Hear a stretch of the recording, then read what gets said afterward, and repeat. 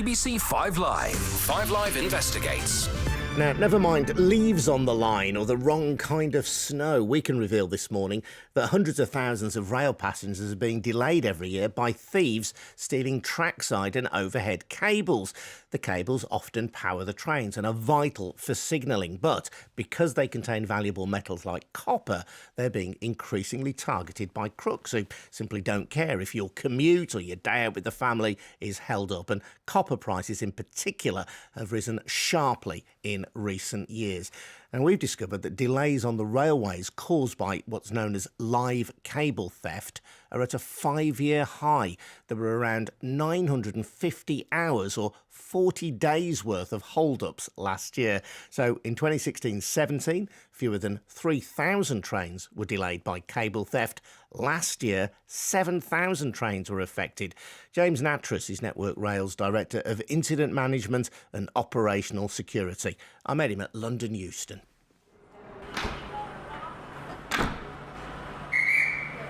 We're here today down at the bottom end of platforms 8 and 9 at Euston Station, looking at the varying metal there is around the railway, from wires, cables, rail.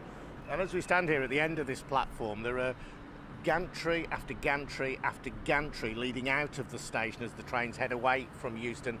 Each one of those gantries has a collection of wires attached to it. Just explain the importance of these wires to the running of the railway. These provide 22,000 volts live steady power for the trains, for the source, for the units, and each one of those directs a train right the way through to Scotland from London. 20,000 miles of track, probably, I think, about 15,000 miles of it is electrified. But that metal is also proving extremely attractive to thieves, isn't it? And over the last couple of years, there's been a significant increase in the amount of cable theft on the railway. It's always been a plague around the railway, to be honest. There's two types of thieving takes place. You get the people who are itinerant who will come in and take small amounts, although that small amount they take will cause just as much chaos. And then you get organised crime teams who will come and have a look at reels of this cable. And I say it's organised crime because when you're looking at the size of this cable and you're putting it into lengths of half a mile long, it weighs 6-7 tonnes. So there is absolute systems they will use in order to come in and take the metal from us and steal it in a fairly organised way. Last year on the railways, the last year for which we have figures, 40 days worth almost of delays caused by cable theft alone. Yeah, when you look at how the railway operates, if the line break has taken us 1 hour, 2 hours to fix, we count every train that's been delayed. When we're running a seamless system from, for example, we're here at Euston, so you go from Glasgow to Euston, you can have as many as 40, 50 trains blocked for an hour. So a 1 hour delay where an actual stop will slow all those trains down. So you've got maybe 20, 30,000 passengers are now delayed for an hour and a half while we put that through on a series of 40 or 50 trains. And every customer's paid a lot of money to travel on our railway, and they have a right to get about their business as well as they can. This is about nurses, doctors coming into work, teachers, policemen, and then callous thieves are taking that without a care. There has been a real spike in cable theft, hasn't there, causing delays on the railway. We're at a 5-year high. Why do you think that has happened? It's slightly cyclical. It also reflects the cost of the value of metal. The moment copper goes over £3,000 a tonne, traditionally you get a spike in the increase in theft. It becomes more attractive for people to take. It also depends on the programme of works we're doing. We're doing a lot of works at the moment involving metals again, so we try to factor it in with our security regimes. But on an open network, they will always have a look at something to come and see where they can take what's available. You've talked a little bit about the kinds of criminal. Just explain a little bit more then about who is stealing this stuff. It's people who've got an outlet for it. So it's somebody that must have an outlet to someone who's prepared to give them money for it. Tradition tells us that's a scrap metal dealer of some variation. Or they are stealing whole reels to be exported onto places for construction in other countries. So China was one back in 2010-11. There was a feeling it was going out a lot to the Middle East. Now it seems to be a lot of European projects. We have got this 5-year high of cable theft on the railway. What confidence can you give those figures for cable theft will have come down? Well, we've invested in new policing teams. We've invested heavily in some new technology. We're targeting known individuals who do this, working with the police very closely to identify known scrap metal yards that this goes into. And we just try to make it as difficult as possible is our job, to man guard our systems and just try to prevent access onto our railway. There you go, James Natras from Network Rail. Now, Robin Edwards is a former Chief Inspector with British Transport Police, now runs a consultancy preventing metal theft. Hi, Robin. Good morning. Now, Robin, I remember a few years ago covering a lot of stories about what was then an epidemic of scrap metal theft, and something I think called the Scrap Metal Dealers Act was brought in a few years ago. It seemed for a time as though that had worked and dramatically reduced the amount of scrap metal theft. Just explain how that act, initially anyway, was working. Well, when the Act came in 2013, we'd sort of already started to sort of impact on the level of theft because we'd had identification measures, and then the Lasbo cash ban came in 2012. The what? The cash ban came in 2012. It piggybacked on the back of another piece of legislation. Right, the Lasbo cash. But essentially, you couldn't sell scrap metal for cash. You had to write a cheque, and therefore it could be audited more easily. Absolutely. Yeah? And we also brought in measures where there would be a requirement for the vehicle registration to be taken, the name and address.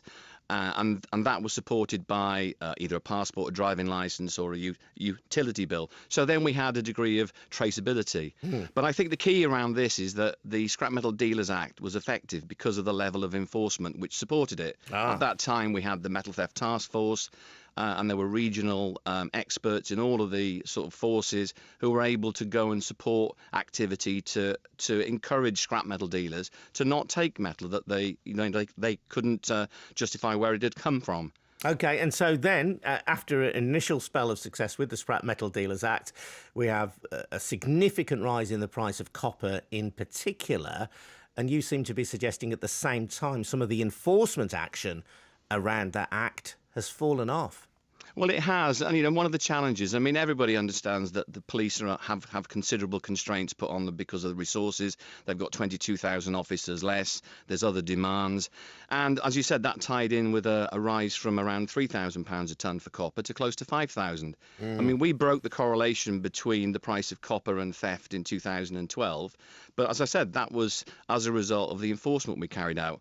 Because the enforcement isn't there, and the price has gone up, as Jim Natras mentioned earlier, then, we've seen the crime follow the price trend again. Very interesting. Robin, just stay there if you would. Now, British Transport Police, who we've spoken to as well, say that there has been a shift in resources towards tackling violent crime and crime involving vulnerable people. But they say the force is working with other Home Office departments to tackle the problem of cable theft, including forensic methods to track down thieves. Sometimes the cables or the copper itself can be marked to help with detection later on. But as I found out when I visited Alchemy Metals in Stevenage in Hertfordshire, that isn't necessarily the answer. The marketing manager, Nikki Guest, showed me around. Nikki, we just walked through your big warehouse now, all kinds of clanking going on, pieces of metal being crushed in machines. What exactly has been broken up there and what will happen to it? There are two different processes, very wide pieces of cable, so anything over a centimetre goes through a stripping machine where literally it opens it up like a banana, takes off the outside plastic coating, and then the inside is removed for recycling. But then your very small diameter household cable, the sort of that we all see in our homes, that is chopped up by a shredding machine into 1,000 different pieces, and that is then pushed through a system where the copper is extracted out one side, plastic out the other side, and that's where you have tiny little granules of copper that are sent straight back for remelt. And I'm looking now into this giant skip here, and this presumably would be very valuable to somebody. Very valuable, potentially £10,000. Now, I know that sometimes we're told that copper can be marked in order to prevent theft. When it's broken down into these constituent parts, does that marking have any value, any effect?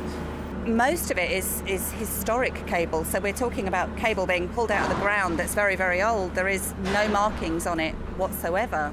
That's the sort of cable that we see at this end, but others can be DNA marked. a fairly common process. However, the downside of that is, unless somebody is looking for the markings, they're not going to find it. And once you've got the stripped cables, you've got these shreds of copper. Once they're in that state, the kind of markings that we're talking about don't really have much impact anyway. No impact whatsoever. They've completely disappeared. It's completely unrecognisable. And of course that brings us on to the second point. You've got to have somebody that's actually looking for that marking and cares about that marking, and if that somebody doesn't exist, then it seems a bit of a pointless exercise in many ways. There are people in your industry who are willing to turn a blind eye to metal theft.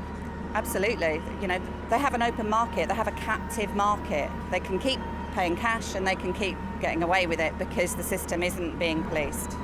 Do you recognise this picture that we're getting from the figures from British Transport Police of a significant increase over the last few years in cable theft, and that leading to a significant increase in delays on the railways? The problem with the data from the police in general, not just from British Transport Police, is it's historic. So the data we're looking at, the figures we have, is already 12 months out of date. The real figure, I fear, is a lot worse. Interesting stuff. Nikki Guest at Alchemy Metal in Stevenage.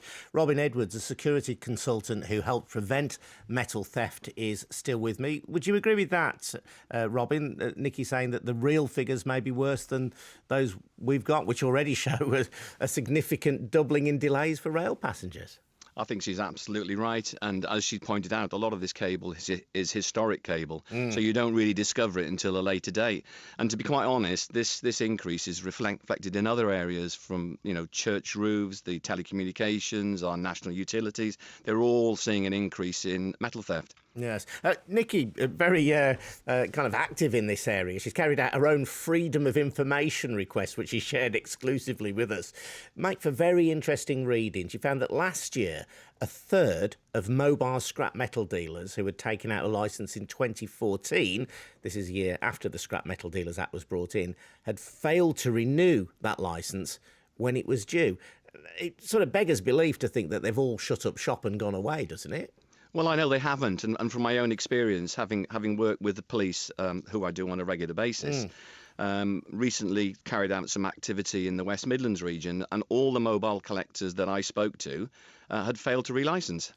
That's incredible. And that underlines the point you made earlier then about enforcement. Why do they think it's not important for them to renew the licence? I mean, this is, an act of Parliament that says they should. Well, it is, but the problem is that these individuals, they didn't really want the licence in the first instance. They've bought their 3 years. They've seen that there's no real activity to sort of check their licensing. I mean, you've only got to look at the statistics in terms of how many visits have been carried out by the licensing bodies, and that's very, very low. Well, indeed, I mean, just to go back to Nikki's freedom of information request, I mean, she found out she got responses back from 205 local councils.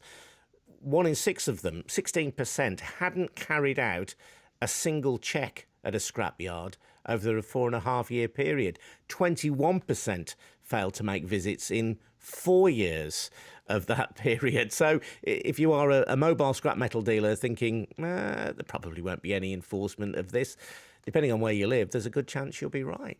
Absolutely. And, if you look further into that, then you'll see that during the period of when the Act came in, there's only actually been, what I could find, 42 prosecutions.